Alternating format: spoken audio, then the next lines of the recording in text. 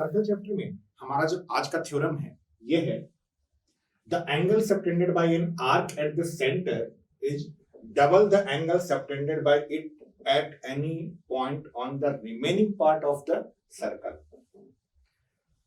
सबसे पहले angle subtended bye an arc at the centre. हमारे पास अगर कोई सर्कल हो और इस सर्कल में एक पॉइंट अगर हमने यहां लिया और एक पॉइंट अगर हमने यहां लिया तो यहां से लेकर यहां तक का ये जो पार्ट है इस पार्ट को हम आर्क कहते हैं। अगर एक सर्कल है तो सर्कल का कोई ना कोई सेंटर होगा। अब इस सेंटर को अगर इस आर्क के एंड पॉइंट से हमने ज्वाइन किया तो ऐसा करने से ये जो एंगल फॉर्म होता है इस एंगल को हम कहते हैं angle subtended bye arc at the centre. Angle subtended bye an arc at the centre ये एंगल होता है। अब हमारे थ्योरम में यह कहा जा रहा है कि the angle subtended bye an arc at the centre is double the angle subtended bye it at any point on the remaining part of the circle. इस सर्कल के रिमेनिंग पार्ट में कहीं पर भी एक पॉइंट लिया गया, इस सर्कल के रिमेनिंग पार्ट में कहीं पर भी एक पॉइंट लिया गया, उस पॉइंट को जिस आर्क से सेंटर पर एंगल बना था इस आर्क के रिमेनिंग पोर्शन में कहीं पर भी एक पॉइंट ले लिया गया और इस आर्क के एंड पॉइंट को इस पॉइंट से ज्वाइन कर दिया गया। तो ऐसा करने से ये जो एंगल फॉर्म हो रहा है ये एंगल हमारा कहलाएगा angle subtended by the arc at any point on the remaining part of the circle. जिस आर्क से सेंटर पर एंगल बना था उसी आर्क से remaining part of the circle पर भी एक एंगल बना है। तो यहां पर जो रिलेशन बताना है, जो रिलेशनशिप हमें प्रूफ करना है वो ये प्रूफ करना है कि सेंटर पर का जो एंगल बनता है वो रिमेनिंग पार्ट वाले एंगल का डबल होता है। किसी भी आर्क से सेंटर पर जो एंगल बनता है वो रिमेनिंग पार्ट वाले एंगल से डबल होता है, ये हमें प्रूफ करना है। इसे हम 3 पार्ट में प्रूफ करेंगे। 3 डिफरेंट केसेस होते हैं इसके, हम हर एक केस को डिटेल में डिस्कस करेंगे। सबसे पहले बात करते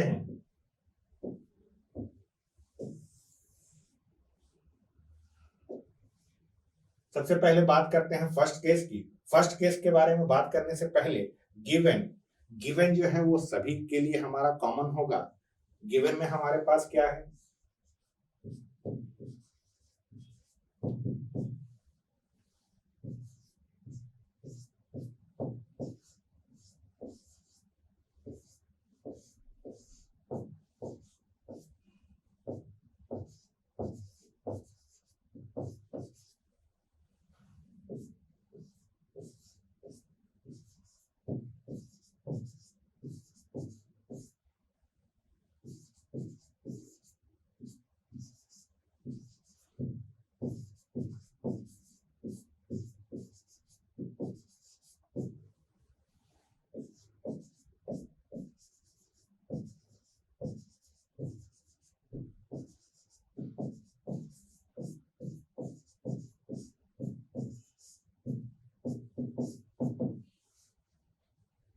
हमारे पास एक सर्कल है, इस सर्कल का सेंटर हमने ओ लिया और इसके रेडियस को हमने आर कंसीडर किया है और इस सर्कल में पी क्यू जो है एक आर्क है और आर जो है एक पॉइंट है जो कि इस आर्क के अलावा, इस पी क्यू आर्क के अलावा सर्कल पर कहीं पर भी लाई कर सकता है।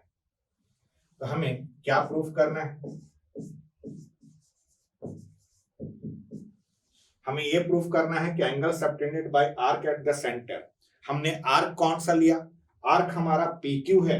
अगर आर्क हमारा PQ है तो ये PQ आर्क सेंटर पर जो एंगल सबटेंड कर रहा है ये है angle POQ। Angle subtended bye arc at the centre is double the angle subtended bye it at any point on the remaining part of the circle. Circle के remaining part को हमने आरलेट किया हुआ है और इसी आर्क PQ से इस रिमेनिंग पार्ट पर जो एंगल बन रहा है वो है एंगल PRQ। तो ये सेंटर पर का एंगल जो है ये इस रिमेनिंग पार्ट के एंगल का डबल होगा, यानी 2 एंगल पी आर क्यू। ये हमें प्रूफ करना है। इसे प्रूफ करने के लिए हमने एक छोटा सा कंस्ट्रक्शन करना है।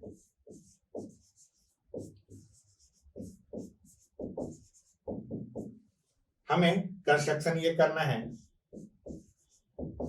ज्वाइन आर ओ, इस आर को सेंटर से ज्वाइन करना है एंड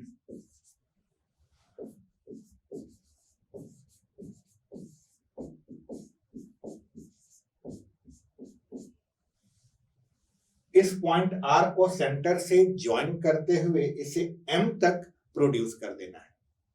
ये था हमारा छोटा सा कंस्ट्रक्शन। अब चलिए हम अपने इस थ्योरम को प्रूफ करते हैं। इसे प्रूफ करने से पहले हम एक छोटा सा बात और कर लें। किसी भी ट्रायंगल में अगर ट्रायंगल के दो साइड्स इक्वल हों, ट्रायंगल के कोई भी अगर दो साइड्स इक्वल हों, तो उन दोनों इक्वल साइड्स के अपोजिट वाले एंगल्स भी इक्वल होते हैं। ये साइड और ये साइड अगर इक्वल है तो इसके अपोजिट में ये एंगल है और इस साइड के अपोजिट में ये एंगल है, तो ये दोनों एंगल्स भी आपस में इक्वल होंगे। ये थी पहली बात। और दूसरी बात, किसी भी ट्रायंगल में जो एक्सटीरियर एंगल होता है, ये exterior angle opposite interior angles के सम के इक्वल होता है। किसी भी ट्रायंगल में जो एक्सटीरियर एंगल होगा वो एक्सटीरियर एंगल उस ट्रायंगल के अपोजिट इंटीरियर एंगल्स के सम के इक्वल होता है। ये बात हम पहले से जानते हैं। इन दोनों कॉन्सेप्ट का यूज हमें इस थ्योरम में प्रूफ करने के लिए यूज करना होता है।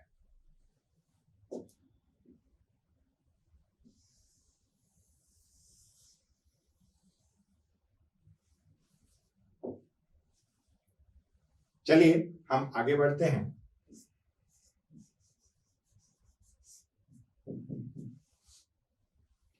यहां पर ध्यान से देखिए, अगर हम बात करें ट्रायंगल पीओआर की,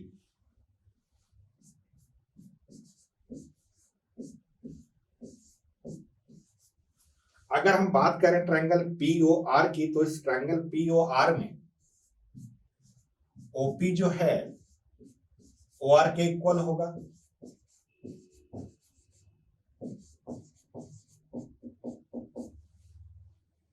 ओ से लेकर पी तक इस सर्कल का रेडियस है, ओ से लेकर आर तक भी इसी सर्कल का रेडियस है। दोनों रेडियस एक दूसरे के इक्वल होंगे। लेकिन हमने तो इसको कंसीडर किया है ट्रायंगल में। अगर किसी एक ट्रायंगल में दो साइड्स इक्वल हो तो दोनों साइड्स के अपोजिट वाले एंगल्स भी इक्वल होते हैं। ओपी के अपोजिट में जो एंगल है वो है एंगल पी आर ओ, यानी एंगल पी आर ओ ये इक्वल होगा। ओ आर के अपोजिट में एंगल है हमारे पास R P O, R P O. इसे हम इक्वेशन 1 का नाम दे देते हैं।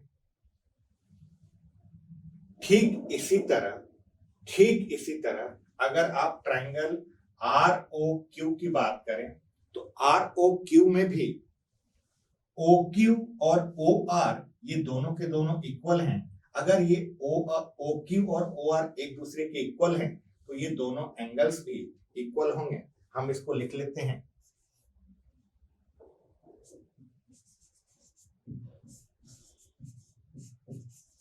सिमिलरली एंगल क्यू आर ओ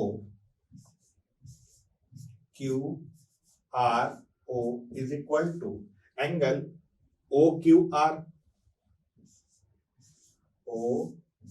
क्यू आर, इसे हम इक्वेशन 2 का नाम दे देते हैं।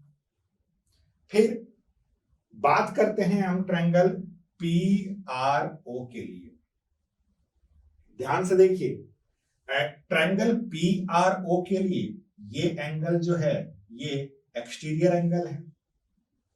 For triangle P R O angle P O M is an exterior angle, और कोई भी ट्रायंगल का जो एक्सटीरियर एंगल होता है वो उसके अपोजिट इंटीरियर एंगल्स के सम के इक्वल होता है। तो इस ट्रायंगल की अगर हम बात करें तो इसमें ये एक्सटीरियर एंगल इस एंगल और इस एंगल के सम के इक्वल होगा। इसी को लैंग्वेज में लिख लेते हैं। For triangle PRO,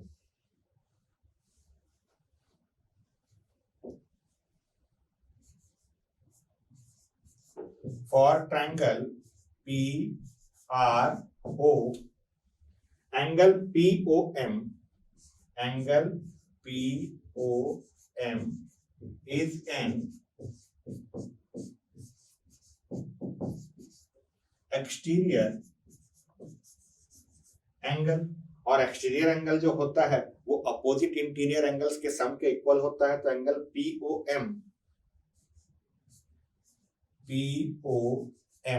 is equal to angle ORP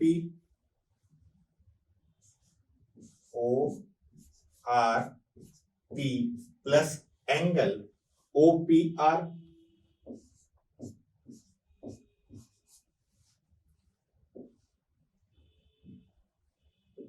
reason में हम लिख देंगे exterior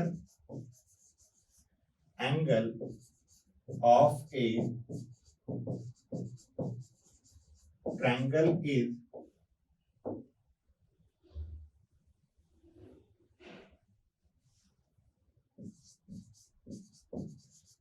equal to sum of opposite interior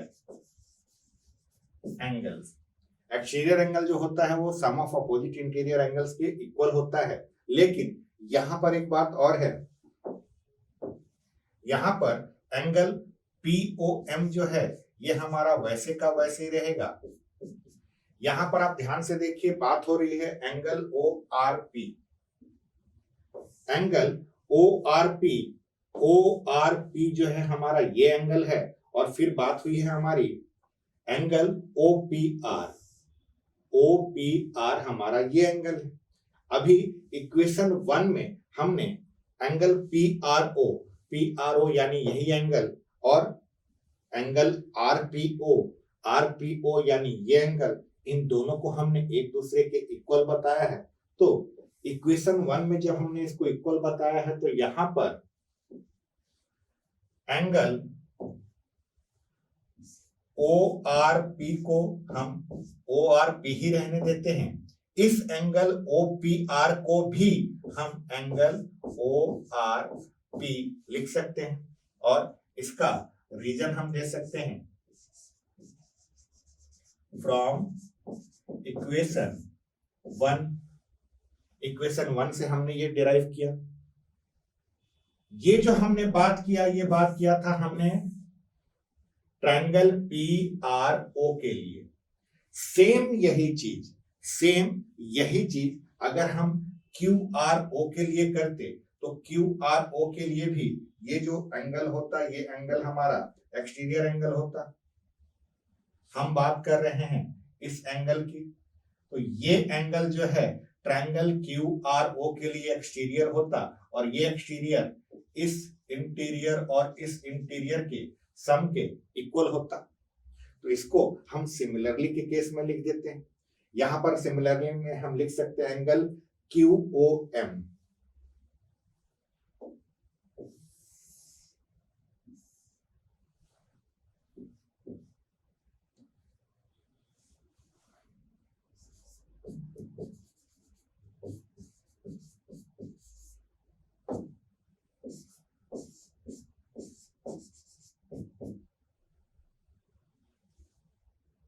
अच्छा, यहां पर सिमिलरली से पहले इन दोनों को अगर हमने ऐड किया,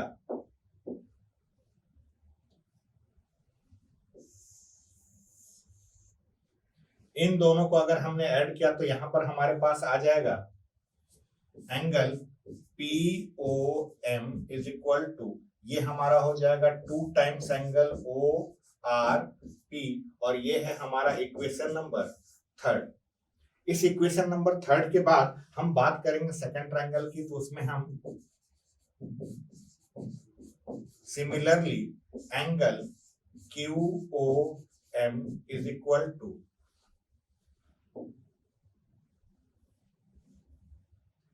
ये QOM जो है ये 2 टाइम्स QRO हो जाएगा, 2 टाइम्स QRO। तो यहां पर हम लिख देंगे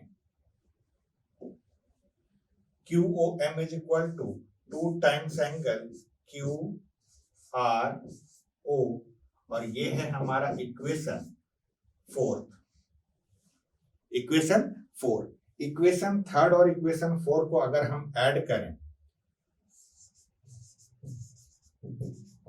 adding equation 3 and equation 4, equation 3 और इक्वेशन 4 को अगर हम ऐड करते हैं तो हमारे पास आएगा angle POM plus angle QOM is equal to 2 times of angle ORP plus 2 times angle QRO। Angle POM plus angle QOM, POM यानी ये एंगल और QOM यानी ये एंगल, ये दोनों के दोनों एंगल अगर आपस में ऐड होंगे तो हमारा बनेगा एंगल POQ। और साथ में यहां पर से अगर हम 2 को कॉमन ले लें, यहां से अगर हम 2 को कॉमन ले लें तो हमारे पास ORP और QRO आ रहा है। ORP यानी ये एंगल और ORQ यानी ये एंगल, ये दोनों एंगल अगर आपस में ऐड होंगे तो ये बनेगा PRQ।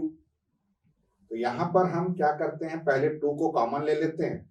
2 को कॉमन लेने के बाद ये POM और QOM जो है ये दोनों मिलकर हमारा बनेगा एंगल POQ, और इसमें से अगर 2 को हमने कॉमन ले लिया तो हमारे पास ORP प्लस एंगल QRO, ये हमारा एंगल POQ वैसे का वैसे ही, और ये 2 टाइम्स एंगल PRQ बनेगा। POQ जो है और कुछ नहीं, आर्क PQ का एंगल सेंटर पे जो सबटेंड हो रहा है वो है, और PRQ और कोई एंगल नहीं, उसी सेम आर्क PQ से सर्कल के रिमेनिंग पार्ट पे जो एंगल फॉर्म हुआ है ये वो है। यानी ये है हमारा angle subtended by the arc PQ at centre O, और ये 2 टाइम्स इक्वल है, ये 2 times of angle subtended by the same arc PQ at any other point situated on the circle. ये जो बात हुई, ये बात हुई हमारा फर्स्ट कंडीशन का। फर्स्ट कंडीशन में हमने क्या किया था, फर्स्ट कंडीशन हमारा वो था जिसमें हमने PQ को माइनर आर्क लिया था। 3 केसेस के बारे में हम बात करने वाले थे। पहला केस हमारा ये था जिसमें PQ जो है एक माइनर आर्क है। यहां पर बात हम कर रहे थे PQ की, ये PQ जो है ये हमारा माइनर आर्क है।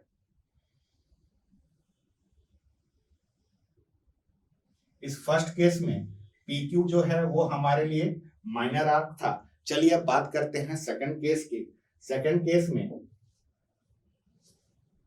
सेकंड केस हमारा ये है जिसमें PQ जो है वो सेमी सर्कल फॉर्म कर रहा है। यहां पर PQ हमारा एक सेमी सर्कल फॉर्म कर रहा है। अब इस केस में भी सेम चीज हमें प्रूफ करना है, एंगल POQ, यानी ये एंगल जो है ये इस एंगल का डबल है, यही हमें प्रूफ करना है। इसको भी प्रूफ करने के लिए हम यहाँ पर इसको ट्रायंगल कंसीडर करेंगे। सबसे पहले इन ट्रायंगल PRO, अगर हम ट्रायंगल PRO की बात करें तो इस ट्रायंगल PRO के लिए एंगल POM जो है एक एक्सटीरियर एंगल है। इन ट्रायंगल, ये हमारा केस सेकंड है। सेकंड केस में क्या था, when arc PQ is semi circle. First case हमारा क्या था, फर्स्ट केस था जब हमारा PQ वाला आर्क जो है वो माइनर आर्क है। सेकंड केस में आर्क PQ जो है वो सेमी सर्कल फॉर्म कर रहा है। इसमें in triangle PRO OP is equal to OR, OP is equal to OR, ये हमारा इक्वल रेडियाई है।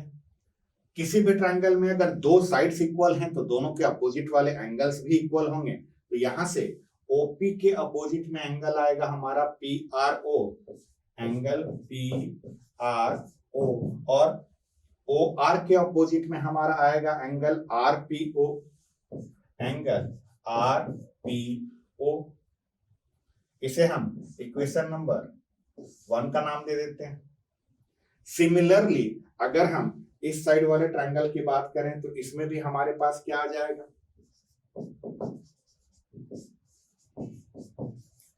Similarly angle OQR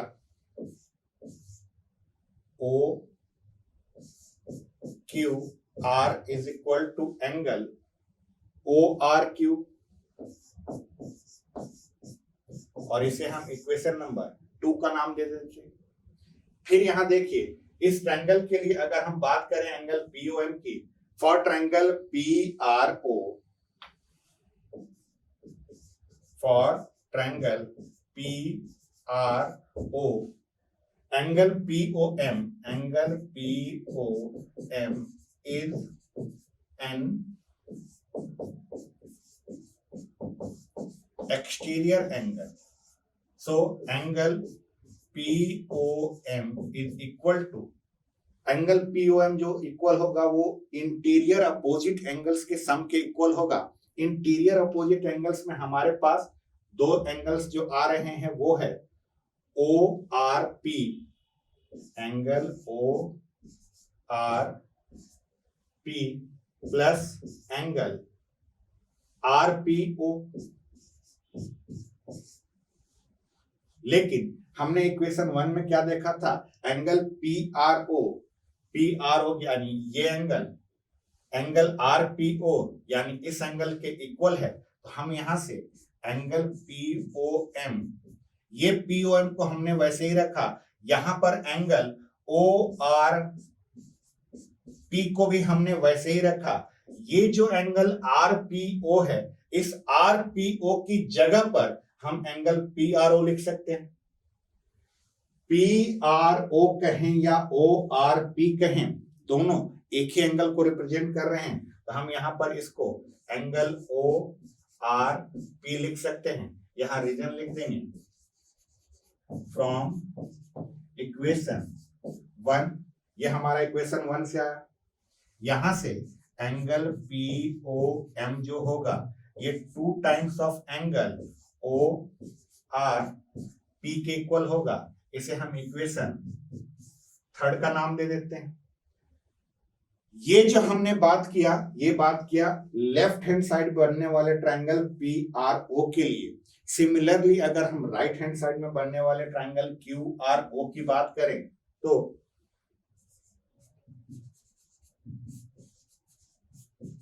similarly angle QOM equal होगा 2 टाइम्स एंगल ORQ के, और ये है हमारे लिए इक्वेशन 4। अब इन दोनों इक्वेशन को अगर हमने ऐड कर दिया,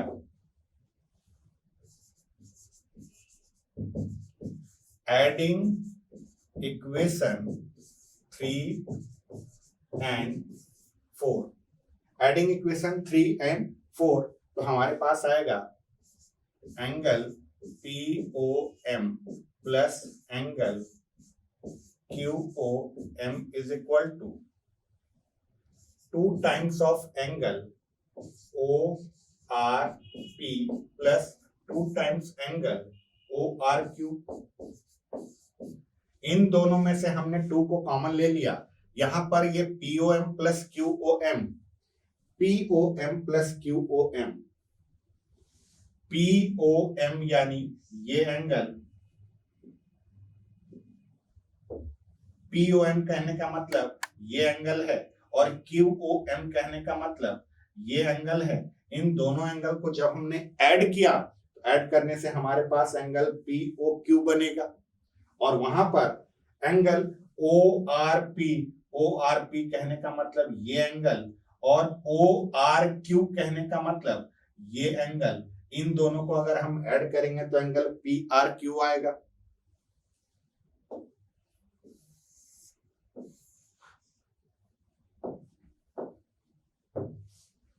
POM प्लस QOM ये हमारे पास बनेगा POQ और ये हमने 2 को कॉमन ले लिया तो हमारे पास ORP प्लस एंगल ORQ, ये हमारा एंगल POQ वैसे का वैसे ही ये 2 टाइम्स ORP प्लस ORQ ये मिलकर हमारा बन जाएगा एंगल PRQ। ये POQ जो है ये angle subtended by the arc PQ at centre O और ये एंगल PRQ जो है angle subtended by the same arc PQ at the remaining part of the circle. ये था हमारा सेकंड केस। इस सेकंड केस में हमने कंसीडर किया था जब PQ जो है वो हमारा सेमी सर्कल फॉर्म कर रहा है। अब एक थर्ड केस हमारे पास बचा हुआ है। थर्ड केस जो है वो ये है जिसमें PQ जो है वो मेजर आर्क है। यहां पर PQ को ध्यान से देखिए, PQ जो है वो हमारे लिए मेजर आर्क है, तो ये हमारा केस थर्ड है। When PQ is a major arc, PQ जो है एक मेजर आर्क है। यहां पर भी हमारा सोचने का तरीका वैसे ही रहेगा। अगर हम बात करें ट्रायंगल POR में, इन ट्रायंगल POR, इस ट्रायंगल POR में OP और OR इक्वल है। OP is equal to OR। Triangle में अगर दो साइड्स इक्वल हैं तो दोनों अपोजिट एंगल्स भी इक्वल होंगे। तो एंगल्स जब अपोजिट करेंगे हम, OP के अपोजिट में जो एंगल है ये है एंगल PRO, एंगल PRO, और OR के अपोजिट में जो एंगल है ये है एंगल RPO। इसे हम इक्वेशन 1 का नाम दे देंगे। ये जो हमने बात किया, ये बात किया इस ट्रायंगल में। अगर हम सेम सिचुएशन इस ट्रायंगल में कंसीडर करें, इन ट्रायंगल ORQ, तो ORQ में हमारे पास OQ और OR इक्वल होंगे। OQ और OR इक्वल होने से इनके अपोजिट एंगल्स को जब हम इक्वल करेंगे तो हमारे पास आएगा एंगल QRO, एंगल QRO, और ये QRO इक्वल होगा एंगल QOR के, QOR।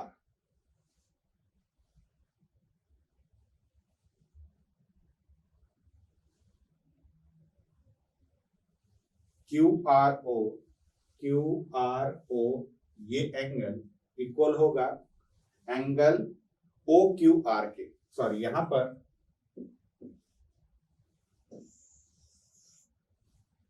ये हमारा QRO जो एंगल है ये इक्वल होगा एंगल RQO के, एंगल RQO के, और ये है हमारा इक्वेशन 2। फिर अगर हम बात करें फॉर ट्रायंगल PRO ट्रायंगल के लिए अगर हम इस एंगल की बात करें तो ये एंगल जो है उसका एक्सटीरियर एंगल है। For triangle PRO angle POM is N exterior angle. POM जो है वो एक्सटीरियर एंगल है, तो यहां से हमारे पास आएगा angle POM is equal to, POM जो होगा ये अपोजिट इंटीरियर एंगल्स के सम के इक्वल होगा। अपोजिट में जो इसके इंटीरियर एंगल्स हैं वो ये और ये हैं। नाम अगर हम इसका लिखें तो PRO, angle PRO plus angle RPO। लेकिन इक्वेशन 1 में हमने क्या देखा है? इक्वेशन 1 में हमने देखा है कि PRO और RPO ये दोनों एक दूसरे के इक्वल हैं, तो यहां से angle POM is equal to, ये हमारा एंगल PRO वैसे का वैसे ही, इसे भी हम PRO ही लिख देते हैं, यहां रीजन में लिखेंगे फ्रॉम इक्वेशन 1, और यहां से हमारे पास आएगा angle POM is equal to twice angle PRO। ये बनेगा हमारा इक्वेशन 3। ये जो हमने बात की, ये बात की थी ट्रायंगल PRO के लिए। अगर हम बात करते QRO ट्रायंगल में, तो ऐसे ही हमारे पास एक रिजल्ट आता, उसको हम लिख लेते हैं। Similarly angle QOM, angle QOM जो होता 2 टाइम्स एंगल QRO के इक्वल होता, और ये होता हमारा इक्वेशन नंबर 4। फिर हम दोनों इक्वेशन को ऐड करते,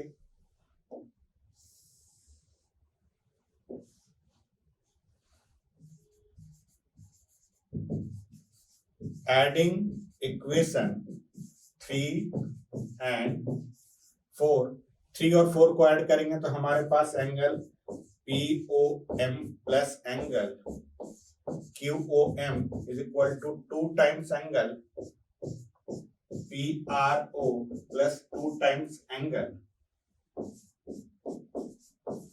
QRO होता। ये हमारा POM plus QOM, POM plus QOM, POM plus QOM अगर हम इसे आपस में कंबाइन करें तो ये है हमारा POM और ये है हमारा QOM। इन दोनों को कंबाइन करने से हमारे पास बनेगा POQ। POQ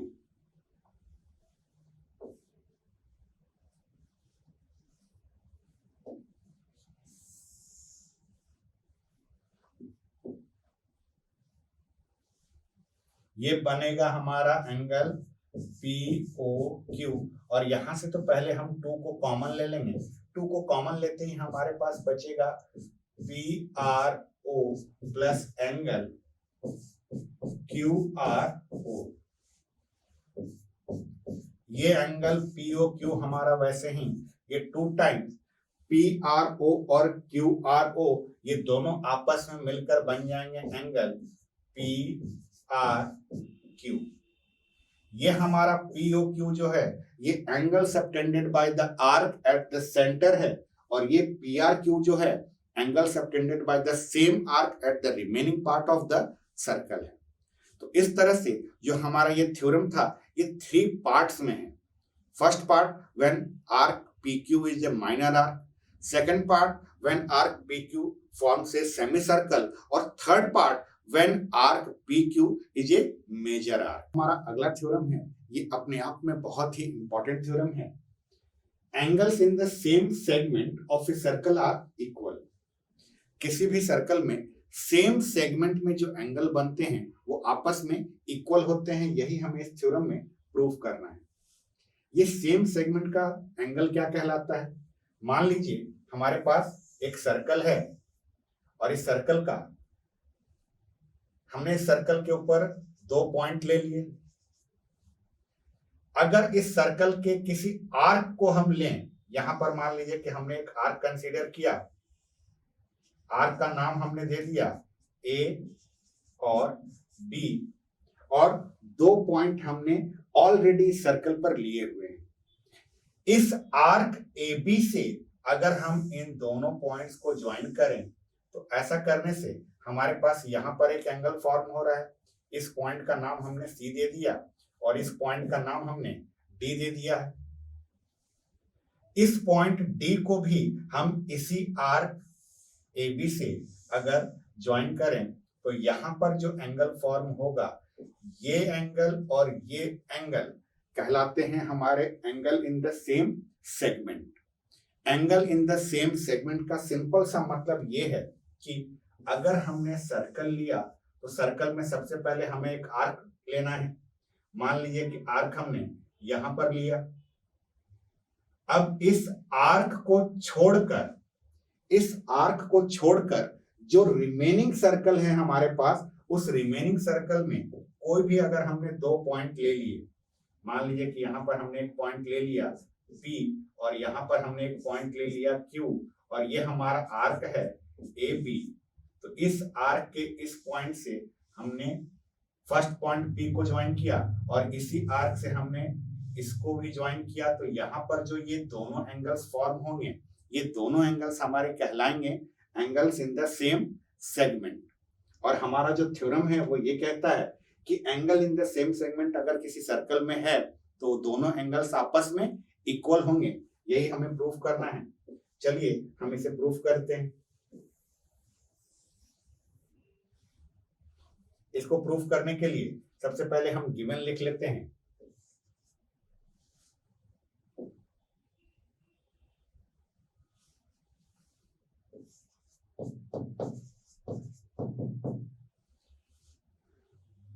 गिवन में हमारे पास एक सर्कल है जिसका सेंटर O है और इसमें PQ जो है एक आर्क है और इसके बाद R और S जो है दो पॉइंट्स हैं जो कि सेम सेगमेंट में लाई कर रहे हैं।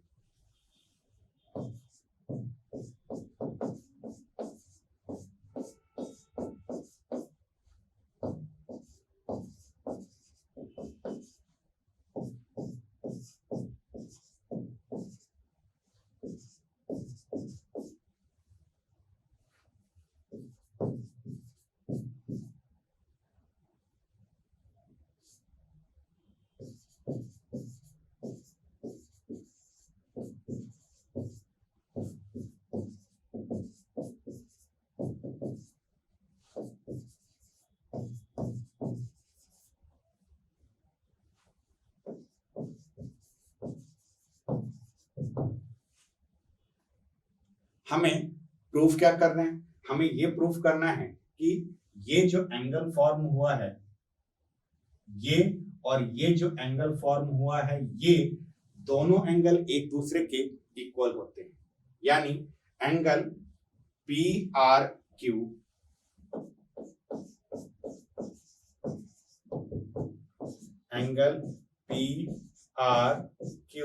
Is equal to angle PSQ।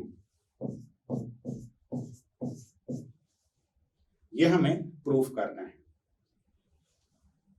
इसको प्रूफ करने के लिए हमें एक छोटा सा कंस्ट्रक्शन करना पड़ेगा।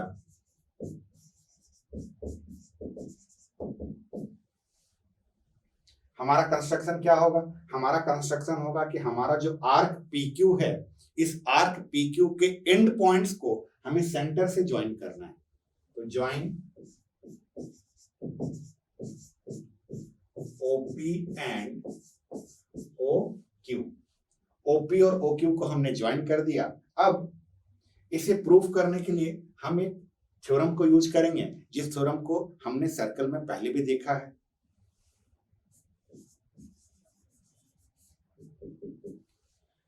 किसी भी सर्कल में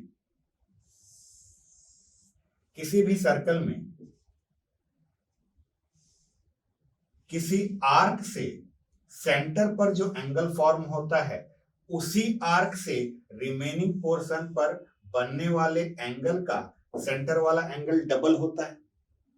the angle formed by an arc at the centre is double the angle formed by the same arc on the remaining part of the circle. ये थ्योरम हमने सर्कल में पढ़ा हुआ है। इसी थ्योरम को यूज करके हम इस पर्टिकुलर थ्योरम को प्रूफ करेंगे।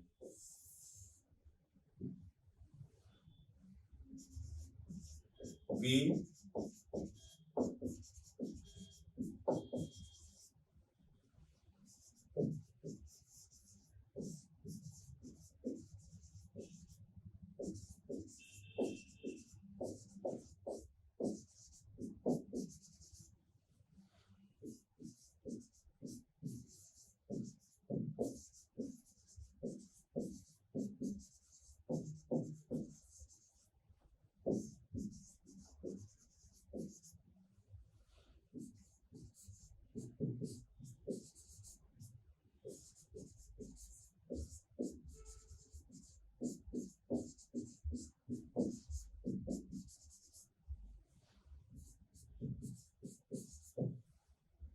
We know that the angle formed by an arc at the center is double the angle formed by it at any other part of the circle.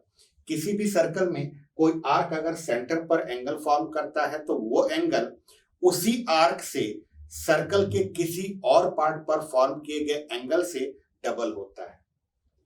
यहां पर हमने arc PQ को consider किया है। PQ arc से इसके centre O पर बनने वाला एंगल POQ है और इसी आर्क PQ से सर्कल के रिमेनिंग पार्ट पर बनने वाला एंगल PRQ है। तो यहां से क्या आएगा? यहां से आएगा angle POQ is equal to 2 times angle PRQ।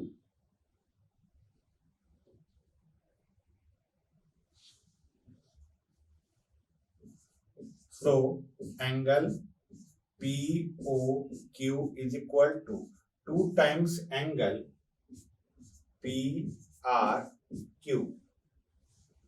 इसे हम इक्वेशन 1 का नाम दे देते हैं। लेकिन अगर हम ध्यान से देखें तो यही आर्क PQ से सर्कल के रिमेनिंग पार्ट पर एक और एंगल फॉर्म हुआ है जिसे हम PSQ कह रहे हैं। यहां पर ये एंगल POQ जो है ये इस एंगल PSQ का भी डबल होगा। तो यहां से similarly angle POQ is also equal to 2 times of angle PSQ और ये है हमारा इक्वेशन नंबर 2। अगर दोनों इक्वेशन को हम कंपेयर करें तो दोनों का लेफ्ट हैंड साइड इक्वल है, दोनों का लेफ्ट हैंड साइड इक्वल है तो यहां से दोनों का राइट हैंड साइड भी इक्वल आएगा। तो यहां से फ्रॉम इक्वेशन 1 एंड 2 दोनों का लेफ्ट हैंड साइड इक्वल है तो दोनों का राइट हैंड साइड इक्वल आएगा। 2 times angle PRQ is equal to 2 times angle PSQ। यहां दोनों साइड से हम इस 2 को कैंसिल कर देंगे।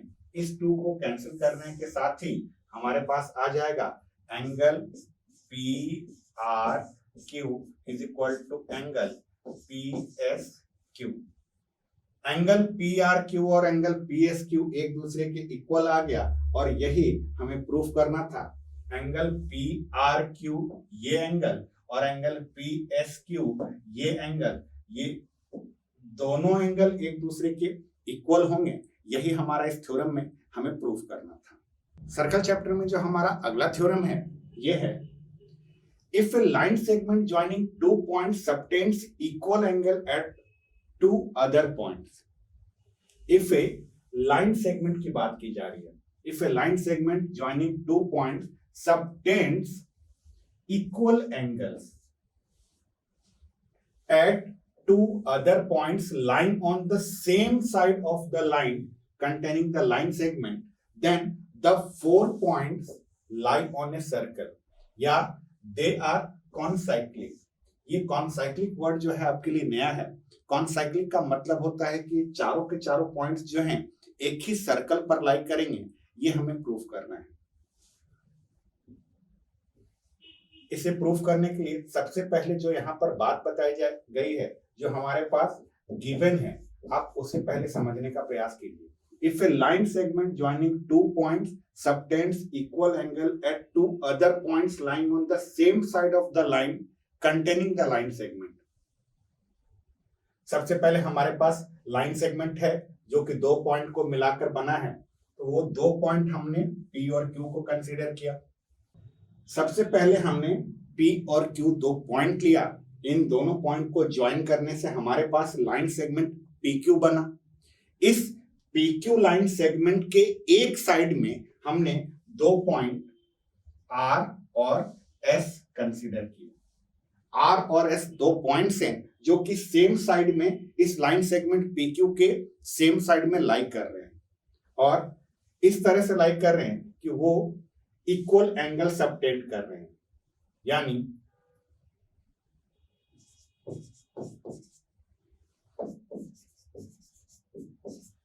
एंगल PRQ इक्वल है एंगल PSQ के। ये जो एंगल PRQ है ये इस PSQ के इक्वल है। तो हमें क्या प्रूफ करना है? हमें ये प्रूफ करना था कि ये चारों पॉइंट, कौन से चारों पॉइंट? P, Q, R और S, ये चारों के चारों पॉइंट कॉन्साइक्लिक हैं, यानी चारों एक ही सर्कल पर लाई करते हैं।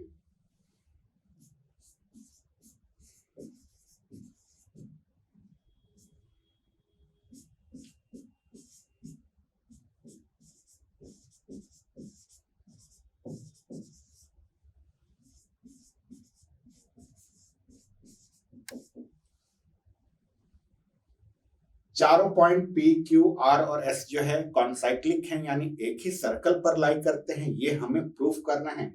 इसे प्रूफ करने के लिए हम क्या करते हैं, एक छोटा सा हमें कंस्ट्रक्शन करना है। हम थोड़ी देर के लिए ये एज्यूम कर लेते हैं कि पॉइंट S जो है वो सर्कल पर लाई नहीं कर रहा है। हमें प्रूफ करना है चारों पॉइंट को, लेकिन हम ये मान के चल रहे हैं कि हमारे पास जो 3 पॉइंट हैं P, Q और R, इन तीन नॉन कोलिनियर पॉइंट से हम एक सर्कल ड्रॉ कर लेते हैं। तो हमारा कंस्ट्रक्शन होगा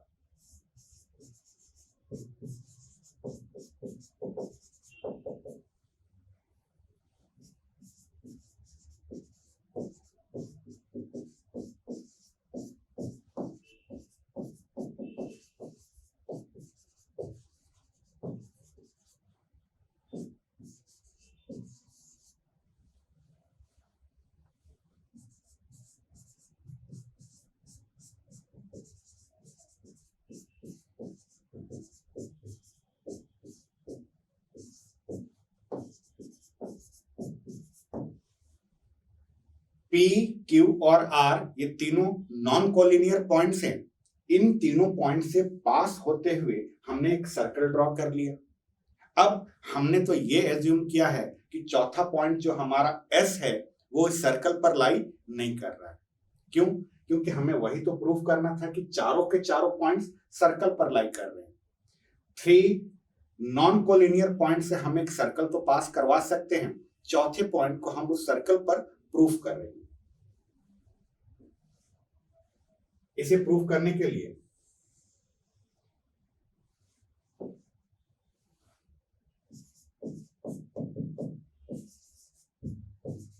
let us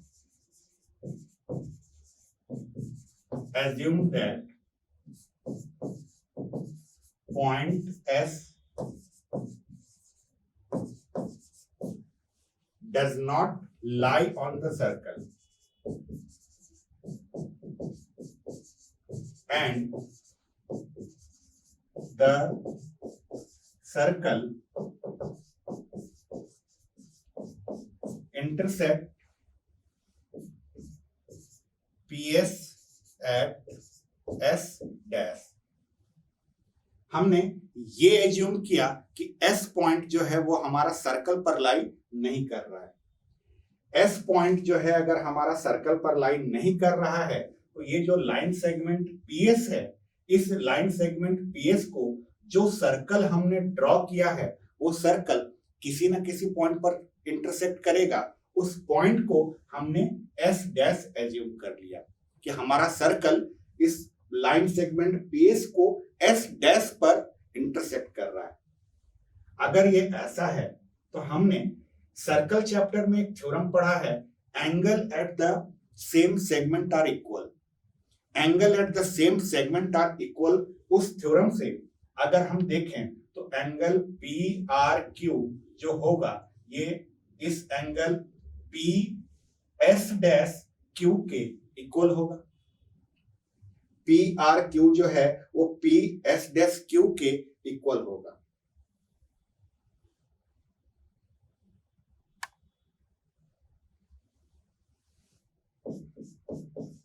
Now we know that angle at the same segment are equal. Same segment के एंगल अगर इक्वल होते हैं तो हमारे पास जो सेम सेगमेंट के एंगल बन रहे हैं वो कौन कौन सा एंगल है? पी आर क्यू और पी एस डैश क्यू।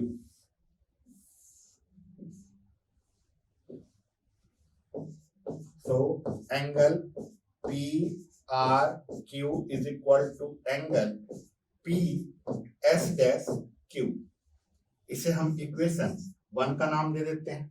लेकिन हमारे पास जो गिवन है उस गिवन में हमारे पास ये साफ साफ हमें दिया हुआ था कि एंगल पी आर क्यू जो है वो पी एस क्यू के इक्वल है। पी आर क्यू जो है वो पी एस क्यू के इक्वल है। But angle P R Q is equal to angle P S Q, ये हमारा इक्वेशन सेकंड, ये हमारा गिवन है। इक्वेशन 1 और इक्वेशन 2 को ध्यान से देखिए, दोनों का लेफ्ट हैंड साइड सेम है। तो यहां से फ्रॉम इक्वेशन 1 एंड 2 हम क्या बता सकते हैं? Angle P S dash Q is equal to angle P S Q. Angle P S dash Q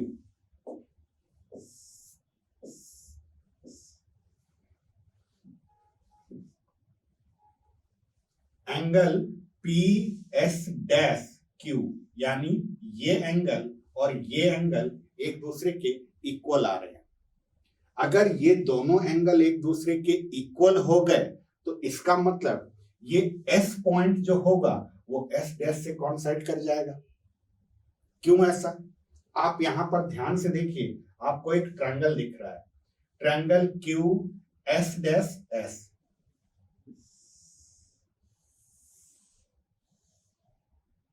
यहां पर आपको क्यू दिखा, यहां पर आपको एस डैश दिखा, यहां पर आपको एस डैश दिखा और यहां पर आपको एस दिखा। इस एस से एस डैश वाली लाइन को अगर हमने थोड़ा प्रोड्यूस किया तो ये एंगल जो है ये इस ट्रायंगल का एक्सटीरियर एंगल है और ये exterior angle opposite interior angles के सम के इक्वल होता है। किसी भी ट्रायंगल में ट्रायंगल का जो एक्सटीरियर एंगल होता है वो उसके अपोजिट इंटीरियर एंगल्स के सम के इक्वल होता है। यहां पर अगर हम देखें तो ये हमारा पी एस डैश क्यू जो एंगल है ये पी एस क्यू के इक्वल हो रहा है। अगर ये ट्रायंगल का एक्सटीरियर एंगल होता तो ये इंटीरियर अपोजिट एंगल्स के सम के इक्वल होता, ना कि अकेले इस एंगल के इक्वल होता। ये तभी पॉसिबल है जब ये पॉइंट एस जो है एस डैश से कोइंसाइड करे। पॉइंट एस एस डैश से कोइंसाइड करे तभी ये पॉसिबल है।